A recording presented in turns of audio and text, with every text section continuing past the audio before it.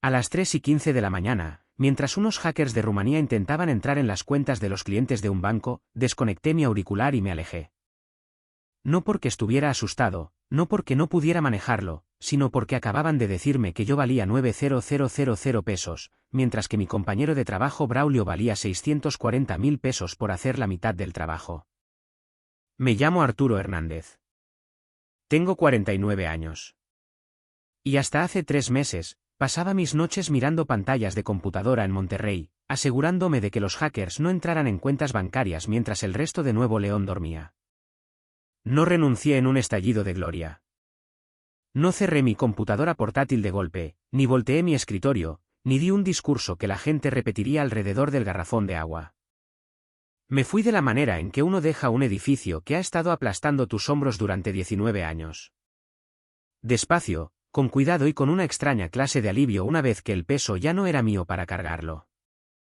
Permítanme retroceder y contarles cómo empezó realmente, porque la historia que todos escucharon después no era del todo correcta.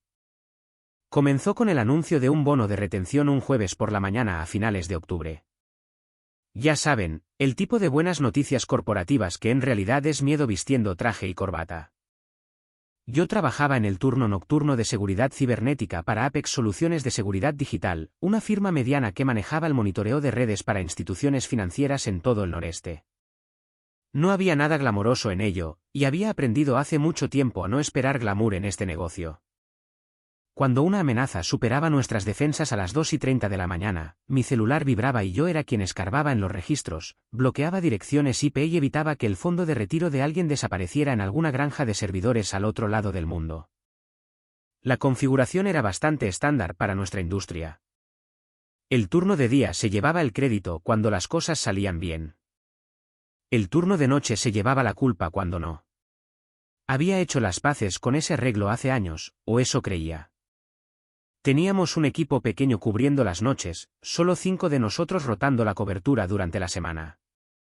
2 eran tipos sólidos que sabían lo suyo, habían estado allí casi tanto tiempo como yo. Uno acababa de salir de la universidad, ansioso e inteligente, pero aún aprendiendo la diferencia entre una amenaza real y una falsa alarma. Uno era este tipo que siempre parecía ocupado durante nuestras llamadas de traspaso pero que, de alguna manera, nunca parecía estar disponible cuando las cosas realmente salían mal. Y luego estaba Braulio Colmenares. Braulio tenía 32 años, era el líder del equipo del turno de día y tenía esta forma de hacer que todo sonara simple.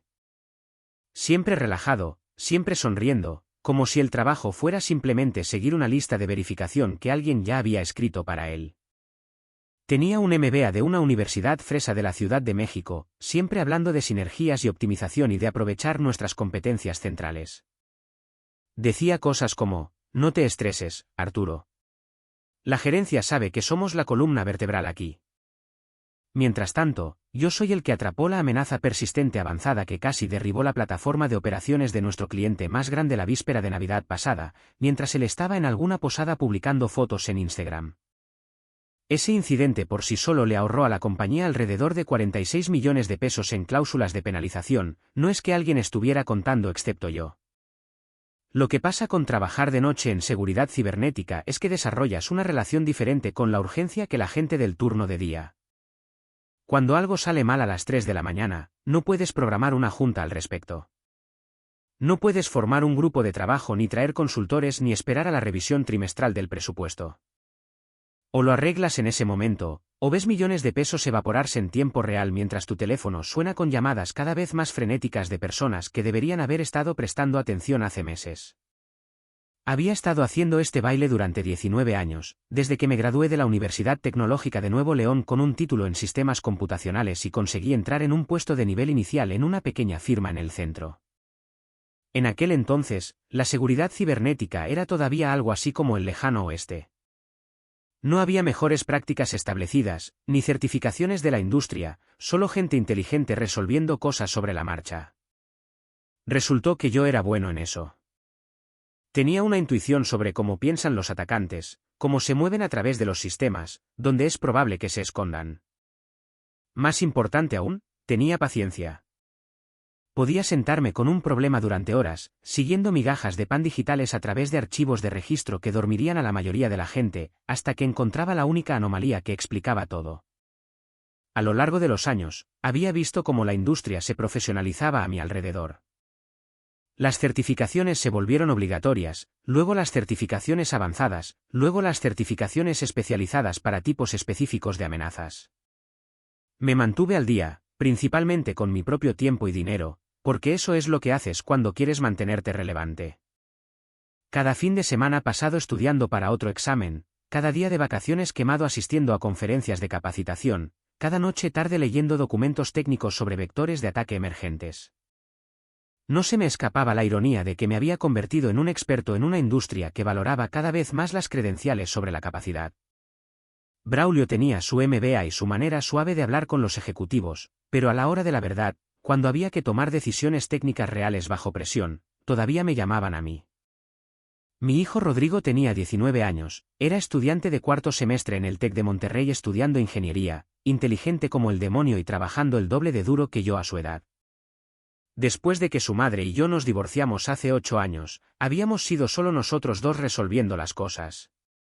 Su colegiatura y gastos me costaban 320.000 pesos por semestre, e incluso con mi salario decente y la prima ocasional por horas extra, estábamos apretados. Había estado contando con algún tipo de aumento o bono para ayudar a aliviar la presión financiera sin tener que recurrir demasiado a los pocos ahorros para el retiro que había logrado acumular. Así que cuando Jimena Dávila, nuestra directora de ingeniería, convocó a una reunión general sobre bonos de retención para personal crítico, ya tenía una idea bastante clara de cómo resultaría esto. Había estado en el mundo corporativo de México el tiempo suficiente para entender las matemáticas de estas situaciones. Los elogios no cuestan nada. El pánico cuesta todo. Y cuando los ejecutivos comienzan a lanzar frases como invertir en nuestra gente, lo que generalmente quieren decir es estamos a punto de descubrir quién es realmente esencial y quién solo cree que lo es. Jimena hizo toda la rutina de la voz cálida, completa con puntos de discusión preparados y pausas estratégicas. Estamos invirtiendo en nuestra gente. Queremos recompensar el compromiso y reconocer a nuestros contribuyentes más críticos. Contribuyentes críticos. Casi me río en voz alta con esa. Había estado manteniendo sus sistemas seguros durante casi 2 décadas, capacitando a nuevos empleados que rápidamente eran ascendidos por encima de mí, actualizando protocolos de seguridad que deberían haber sido reescritos hace años. Si crítico significaba algo en este contexto, significaba si esta persona se va, estamos en serios problemas.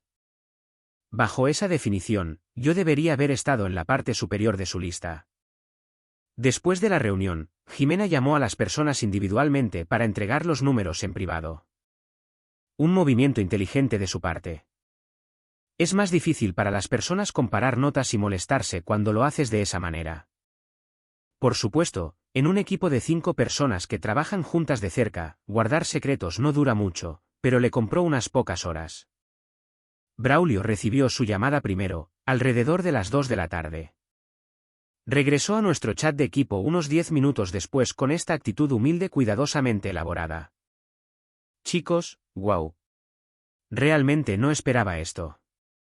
Realmente se lucieron. Luego, debido a que Braulio nunca había encontrado un momento que no pudiera centrar en sí mismo, me envió un mensaje privado con una captura de pantalla como si hubiera ganado la lotería. 640.000 pesos. Bono en efectivo. No opciones sobre acciones, no oportunidades de horas extra, no alguna promesa sobre un futuro ascenso. Dinero real con un acuerdo de retención para quedarse 12 meses. Añadió, te lo dije, Arturo. Ellos saben quién importa por aquí. Mi estómago hizo algo desagradable cuando vi ese número. No envidia exactamente, más bien reconocimiento, porque ya sabía cuál iba a ser mi número. Es gracioso cómo puedes trabajar en algún lugar durante 19 años y aún sorprenderte de lo poco que piensan de ti, incluso cuando no deberías. La cosa es que había estado esperando algún tipo de disparidad. Así es como funcionan las jerarquías corporativas. El turno de día gana más que el turno de noche, la gerencia gana más que los contribuyentes individuales, las personas con títulos elegantes ganan más que las personas con experiencia. Entendía todo eso. Para lo que no me había preparado era para el tamaño de la brecha. Jimena me llamó unos 20 minutos después. Videollamada, lo cual debería haber sido mi primera advertencia. Cuando alguien quiere dar buenas noticias, simplemente llama. Cuando quieren ver tu reacción a las malas noticias, insisten en el vídeo. Gran sonrisa ensayada, del tipo que practicas en el espejo. Primero que nada, Arturo, gracias. Has sido una fuerza estabilizadora en el turno de noche durante tantos años. No puedo decirte cuánto apreciamos tu dedicación. Asentí porque eso es lo que haces en estas situaciones. Asientes cuando la gente te hace cumplidos que son realmente solo la preparación para la decepción. Dejas que lleguen a la parte donde explican por qué todo ese aprecio no se traduce en dinero real. Te estamos ofreciendo un bono de retención también. Estamos realmente emocionados por esta oportunidad de mostrar nuestro compromiso con el equipo. Hizo una pausa como si esperara que yo expresara gratitud por la oportunidad de ser retenido. 90.000 pesos. Por un segundo, pensé que la había escuchado mal. Como si tal vez hubiera dicho 900.000 pesos y solo hubiera captado la última parte. Esperé a que se corrigiera, de la manera en que esperas a que alguien se dé cuenta de que acaba de decir algo completamente absurdo. No lo hizo. 90.000, repitió, todavía con esa sonrisa practicada. Y viene con el mismo acuerdo de retención de 12 meses que todos los demás. La miré fijamente a través de la cámara web y sentí un calor sordo subir por mi cuello. No era coraje todavía, más bien vergüenza ajena por ella. Como si acabara de decirme exactamente lo que pensaba que yo valía y esperara que le agradeciera por ser honesta al respecto.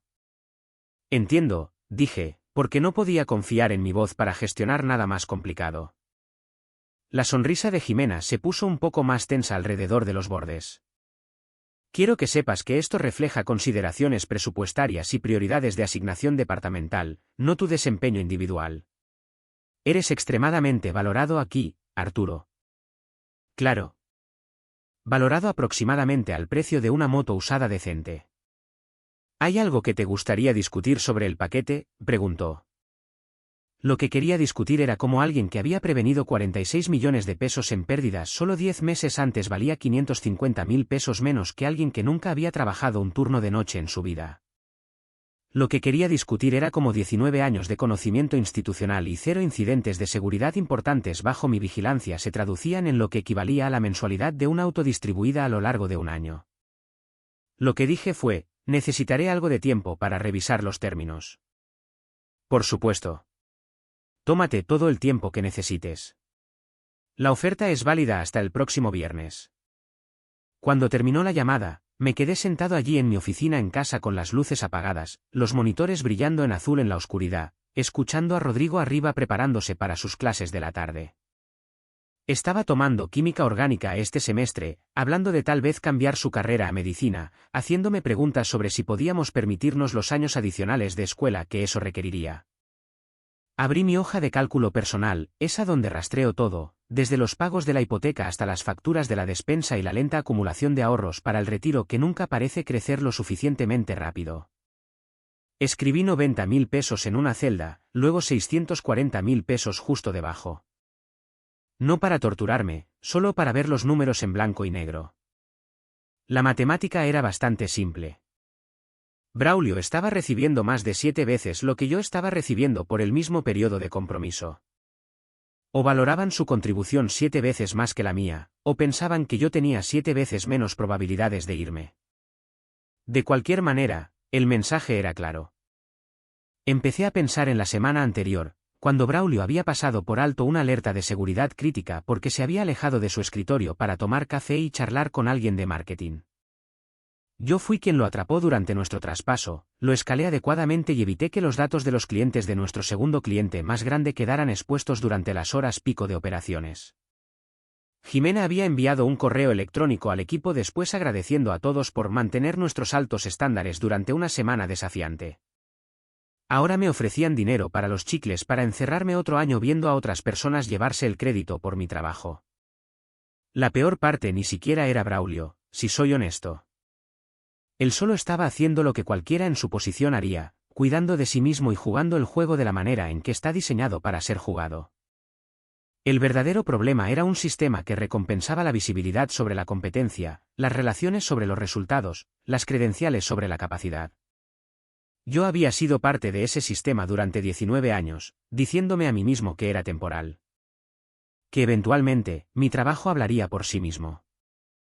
Que eventualmente, alguien notaría que el tipo que trabajaba de noche era la razón por la que sus clientes no llamaban para quejarse de violaciones de seguridad. Que eventualmente, la experiencia contaría para algo más que ser bueno en presentaciones de PowerPoint. Esa noche, alrededor de las 11:30 de la noche, me estaba acomodando en mi rutina habitual cuando nuestro sistema de monitoreo comenzó a lanzar alertas. Cosas pequeñas al principio, el tipo de ruido de fondo que obtienes cuando los escáneres automatizados sondean vulnerabilidades comunes. Pero luego el patrón comenzó a cambiar. Alguien estaba siendo sistemático al respecto. Probando puntos de entrada específicos, retrocediendo cuando encontraban resistencia, intentando diferentes enfoques. No era el enfoque aleatorio de rociar y rezar de los novatos con scripts buscando objetivos fáciles. Este era trabajo profesional, metódico y paciente. Abrí el panel de análisis de tráfico y comencé a rastrear las fuentes. Múltiples direcciones IP, pero estaban coordinando sus esfuerzos de una manera que sugería una botnet sofisticada o un equipo de operadores humanos. El tiempo era demasiado preciso, la selección de objetivos demasiado inteligente para herramientas automatizadas. Para la medianoche, estaba bastante seguro de que estábamos viendo las primeras etapas de una amenaza persistente avanzada. El tipo que comienza silenciosamente, establece un punto de apoyo, y luego acecha en tus sistemas durante meses antes de que alguien se dé cuenta. El tipo que cuesta a las empresas millones de pesos y hace que despidan a la gente. Mi celular vibró. Braulio, por supuesto. ¿Qué onda, Arturo? Viendo algo de actividad inusual en el dashboard del cliente. ¿Tienes los ojos puestos en esto?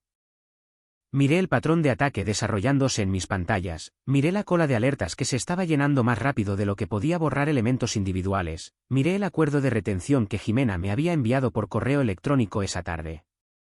12 meses de compromiso mínimo. Reembolso inmediato del monto total del bono si me iba antes. Cláusula de confidencialidad sobre los montos de compensación. Otra cláusula sobre cómo el estado de empleo a voluntad permanece vigente a pesar de este acuerdo. Me querían amarrado, pero querían mantenerse libres para correrme cuando les conviniera a sus prioridades presupuestarias. El ataque estaba escalando en tiempo real. Lo que había comenzado como un comportamiento de sondeo ahora era claramente un reconocimiento coordinado. 3 vectores de entrada diferentes, cada uno probando diferentes aspectos de la infraestructura de nuestro cliente. Los atacantes estaban mapeando la topología de la red, identificando sistemas críticos, buscando los puntos débiles que les darían acceso persistente. Había visto este patrón antes. La víspera de Navidad hace 2 años, el fin de semana del Día de la Constitución el año pasado, el día del trabajo antes de eso. Siempre durante días festivos o fines de semana cuando el turno de día se había ido y éramos solo yo y tal vez otro tipo manteniendo el fuerte. Siempre cuando las personas que se llevaban el crédito no estaban cerca para manejar las consecuencias. Mi teléfono sonó. Número internacional desconocido, pero reconocí el código de país. Rumanía. No contesté, por supuesto. Así no es como funcionan los ataques cibernéticos reales. Los hackers profesionales no llaman para regodearse o hacer demandas. Trabajan en silencio y desaparecen antes de que te des cuenta de que te golpeó. Pero la llamada me dijo algo importante. Sabían que alguien competente estaba al otro lado de su ataque. Sabían que estaban siendo rastreados, monitoreados, analizados. Y estaban tratando de poner nervioso a quienquiera que los estuviera observando, crear dudas, hacerme cuestionar lo que estaba viendo en mis pantallas. Era una táctica psicológica, y una bastante buena. El tipo de cosa que podría funcionar en alguien más joven, con menos experiencia, más propenso a entrar en pánico bajo presión. Alguien como Braulio, por ejemplo. A la 1:15 de la mañana, tenía una elección que hacer. Podía seguir el protocolo estándar, escalar a Jimena, despertar al equipo de respuesta a incidentes, pasar las siguientes 4 horas guiando a la gente a través de detalles técnicos que ya deberían haber entendido. O podía manejarlo yo mismo, como lo había estado haciendo durante 19 años. La jugada inteligente, la jugada segura para la carrera, era seguir el protocolo. Cubrirme las espaldas, asegurarme de que todos supieran que había hecho todo según el libro, dejar que la empresa lidiara con las consecuencias de tener poco personal y estar mal preparada durante las horas críticas de cobertura. Documentar todo, enviar los correos electrónicos correctos, hacer las llamadas telefónicas correctas y dejar que alguien más fuera dueño del resultado. En cambio, comencé a documentar todo para mis propios fines. Capturas de pantalla de los vectores de ataque, registros de tráfico de red, marcas de tiempo mostrando exactamente cuándo se dispararon las alertas y cuándo las reporté hacia arriba en la cadena de mando. No para el beneficio de la compañía, para el mío. Porque tenía la sensación de que iba a necesitar evidencia de exactamente qué pasó esta noche y cuándo. A las 2:15 de la mañana, los atacantes cambiaron de táctica completamente. En lugar de intentar atravesar los sistemas orientados al cliente que habían estado sondeando, comenzaron a apuntar a nuestra infraestructura administrativa interna. Los sistemas que controlaban el acceso a todas las redes de nuestros clientes, no solo a una. Las joyas de la corona, en el lenguaje de seguridad. Fue entonces cuando me di cuenta de que esto no era un ataque oportunista aleatorio. Nos habían estado observando, aprendiendo nuestros patrones, entendiendo nuestras vulnerabilidades. Sabían que nuestra cobertura nocturna era mínima. Sabían que la mayor parte de nuestro equipo de seguridad trabajaba solo en el turno de día. Sabían exactamente cuándo atacar para lograr el máximo impacto con la mínima resistencia. Esto fue planeado. Profesional. Costoso. Mi celular vibró de nuevo.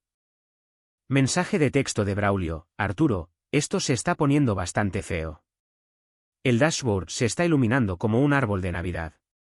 Deberíamos meter a Jimena. Miré ese mensaje durante mucho tiempo. ¿Deberíamos meter a Jimena? La misma Jimena que acababa de decirme que yo valía 9,0000 pesos. La misma Jimena que me había dicho el mes pasado que me centrara en la ejecución, no en la mejora de procesos cuando sugerí actualizar nuestros protocolos de respuesta a incidentes. La misma Jimena que estaba durmiendo profundamente en su casa en San Pedro mientras hackers extranjeros intentaban robar los ahorros de toda la vida de las personas. Escribí de vuelta: tu decisión. Tú eres el líder del equipo. 3 puntos aparecieron inmediatamente, luego desaparecieron. Aparecieron de nuevo. Braulio estaba escribiendo algo, luego borrándolo, luego intentando de nuevo. Prácticamente podía verlo sudando a través del teléfono. Finalmente, creo que deberías llamarla tú. Conoces estas cosas mejor que nadie. Y ahí estaba.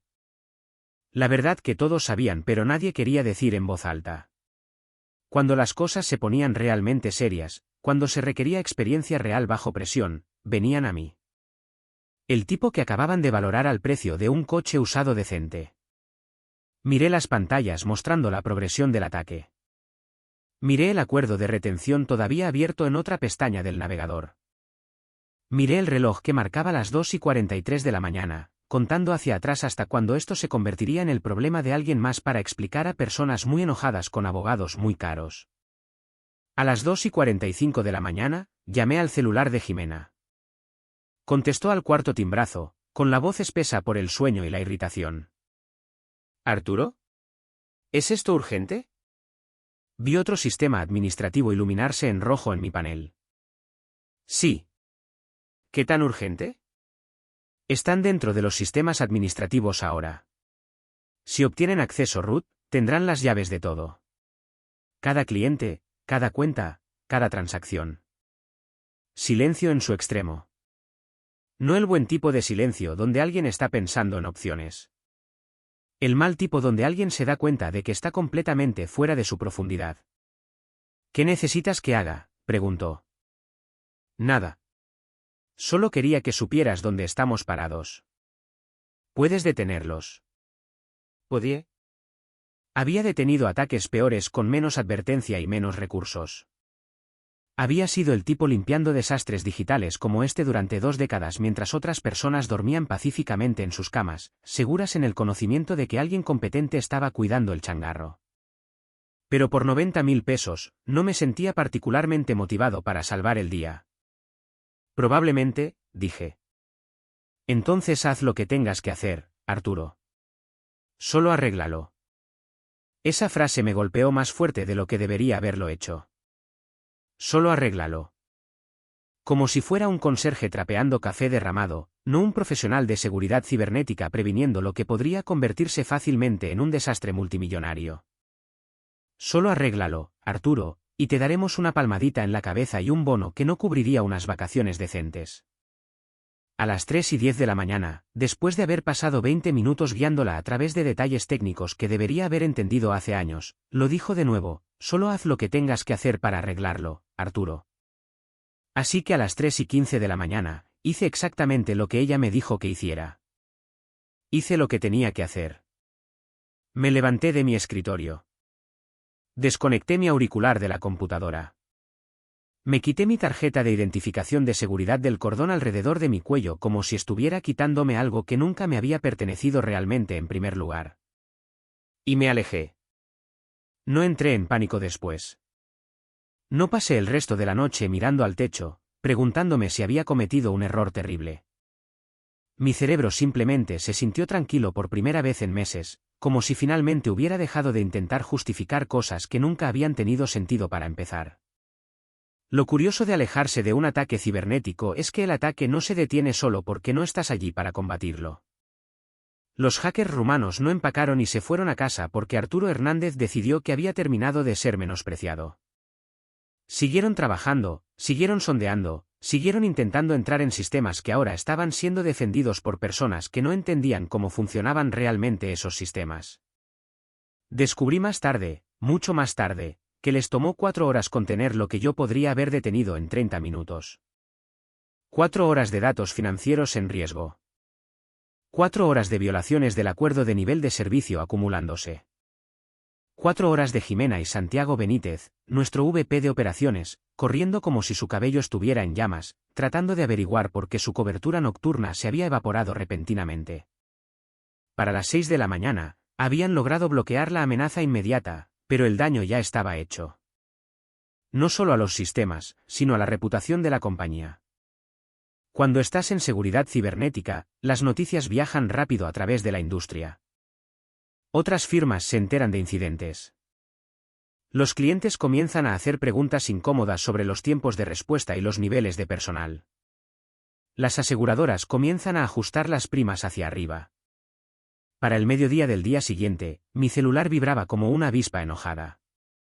Mensajes de Slack primero, luego mensajes de texto, luego llamadas perdidas de Jimena que no se molestó en seguir con mensajes de voz. Cuando los gerentes tienen confianza, dejan mensajes detallados explicando lo que necesitan y cuándo. Cuando están asustados, simplemente siguen llamando y esperando que contestes. Revisé mi correo electrónico de trabajo una vez, solo para ver el alcance del daño. Los tickets de la noche se habían acumulado como hojas de otoño después de una tormenta. El cliente europeo había escalado sus preocupaciones a su VP de operaciones. Otro cliente amenazaba con invocar cláusulas de penalización en su contrato de servicio. Un tercero exigía una reunión de emergencia para revisar los protocolos de seguridad y la adecuación del personal. Enterrada en medio de todas las comunicaciones de crisis había una invitación de calendario de Jimena titulada «Discusión de cobertura de emergencia, urgente». Sin agenda adjunta, sin explicación, solo la suposición de que dejaría todo para ayudar a limpiar el desastre que habían creado al menospreciar a las personas que realmente mantenían las luces encendidas. Fue entonces cuando mi irritación cristalizó en algo más limpio y más enfocado. Esto no fue una crisis repentina nacida de la mala suerte o circunstancias imprevisibles. Este fue el resultado predecible de un patrón en el que había estado trabajando durante 19 años, diciéndome a mí mismo que era temporal, que las cosas eventualmente mejorarían si simplemente mantenía la cabeza baja y hacía un buen trabajo. Comencé a reunir documentación, no con enojo, sino metódicamente. Evaluaciones de desempeño de los últimos 5 años, todas ellas limitadas a no cumple con las expectativas a pesar de exceder consistentemente cada métrica medible. Informes de incidentes mostrando mi firma en la resolución de cada amenaza de seguridad importante en los últimos 18 meses. Certificaciones profesionales que había mantenido con mi propio tiempo y a mi propio costo, manteniéndome al día con las amenazas y tecnologías en evolución. El patrón era claro una vez que lo exponías todo cronológicamente. Cada amenaza importante neutralizada entre la medianoche y las 6 de la mañana tenía mis huellas dactilares en alguna parte. Cada respuesta exitosa a ataques sofisticados ocurrió bajo mi vigilancia o involucró mi intervención directa. Pero de alguna manera, nada de eso se tradujo en reconocimiento, avance o compensación que reflejara el valor real entregado. La documentación del programa de retención contaba su propia historia. Los montos de los bonos provenían de un presupuesto discrecional que Jimena controlaba, sin criterios objetivos listados sobre cómo se determinaban los montos. Sin métricas de desempeño, sin consideraciones de antigüedad, sin evaluaciones de impacto medibles. Solo percepción de liderazgo y valor estratégico para las operaciones en curso. En español simple, cuánto le caías bien a los ejecutivos y cuánto pensaban que podrías costarles si te ibas. Braulio los hacía sentir inteligentes y seguros durante las horas laborales. Yo hacía desaparecer sus problemas en la oscuridad donde nadie tenía que pensar en ellos. Para el miércoles por la tarde, Santiago Benítez me llamó directamente. Había hablado con Santiago exactamente 4 veces en 19 años, y cada conversación había ocurrido cuando algo ya estaba catastróficamente mal. Arturo, dijo, saltándose cualquier cortesía. Estamos viendo algunos problemas en cascada del incidente del lunes por la noche. Jimena me dice que tienes el mayor contexto sobre nuestros protocolos de respuesta y configuraciones específicas del cliente. ¿Contexto? No experiencia, no propiedad, no autoridad. ¿Contexto? Como si yo fuera un archivero lleno de información en lugar de la persona que había escrito la mayoría de esos protocolos en primer lugar. Lo tengo, dije. ¿Puedes unirte a una llamada con el equipo esta tarde? Ayudarnos a controlar esta situación. Pensé en ese acuerdo de retención sentado sin firmar en mi bandeja de entrada. Pensé en la cláusula de reembolso que me habría hecho financieramente responsable si hubiera aceptado su oferta insultante y luego me hubiera ido de todos modos. Pensé en la captura de pantalla de Braulio y esa brecha de 550.000 pesos entre lo que pensaban que él valía y lo que pensaban que yo valía. Puedo, dije lentamente. Pero no lo haré. Largo silencio en su extremo. Lo suficientemente largo para decirme todo lo que necesitaba saber sobre cómo iba a ir esta conversación. Perdón, ¿qué? Preguntó Santiago. Ustedes tomaron una decisión sobre a quién valía la pena retener y a qué precio. Esto es lo que parece quedarse cuando retienen a alguien por 90.000 pesos. Podía escucharlo respirar con cuidado, tratando de mantenerse profesional mientras los clientes de su compañía amenazaban con irse y su equipo de respuesta a incidentes daba patadas de ahogado tratando de gestionar amenazas que no entendían. Arturo, este no es el momento para negociaciones salariales. Tienes toda la razón, dije. No lo es. El momento para eso fue el jueves pasado cuando decidieron que yo valía menos que un coche usado decente. Esto es solo las consecuencias de esa decisión. Resolveremos esto mañana, dijo, y colgó. Pero el mañana solo trajo más de lo mismo. La página de estado de la compañía, que había estado verde durante años, pasó a amarillo, luego naranja, luego rojo. Alguien cometió el error crucial de publicar una actualización pública mencionando restricciones de recursos internos, lenguaje corporativo para no tenemos suficiente gente que sepa lo que está haciendo. A los clientes no les gusta escuchar que las personas que protegen su dinero no están disponibles. Especialmente cuando esos clientes son instituciones financieras cuyos propios clientes están haciendo preguntas directas sobre la seguridad de los datos. Para el viernes, Braulio me llamó directamente. No un mensaje de texto esta vez, no un mensaje de Slack, sino una llamada telefónica real. Arturo, dijo, y pude escuchar la tensión en su voz. Mira, sé que estás molesto por la situación del bono, pero realmente necesitamos tu ayuda aquí. Jimena está respirando en mi nuca y, honestamente, estoy superado con algunas de estas cosas avanzadas. Ahí estaba. No una disculpa, no un reconocimiento de cuán absurda había sido la disparidad de compensación, solo pura necesidad. Tienes el bono de retención, Braulio. Para esto es. Se quedó callado unos segundos. No manches, güey. Eso no es justo. De hecho sonreí ante eso. Tienes toda la razón. No es justo. Simplemente ya no es mi problema. Mira, sé que no conozco los sistemas como tú. Toda esa documentación que escribiste a lo largo de los años, parte de ella está desactualizada ahí. Buena suerte resolviéndolo, dije, y terminé la llamada. 3 semanas después de que me fui, un reclutador con el que había trabajado años antes se puso en contacto. Posición de turno de día en una firma más grande aquí en Monterrey, mejor salario base, oportunidades de ascenso reales y un equipo que entendía lo que la experiencia en seguridad cibernética realmente valía en el mercado actual. La conversación fue diferente a cualquier entrevista de trabajo que hubiera tenido en la memoria reciente. No me pidieron que justificara mi experiencia o probara mi valor a través de pruebas técnicas. Ya habían hecho su tarea. Sabían sobre el incidente en Apex, sabían sobre el fiasco de su programa de retención, sabían que las empresas a veces cometen errores costosos sobre a quién eligen mantener y a quién eligen hacer ofertas bajas.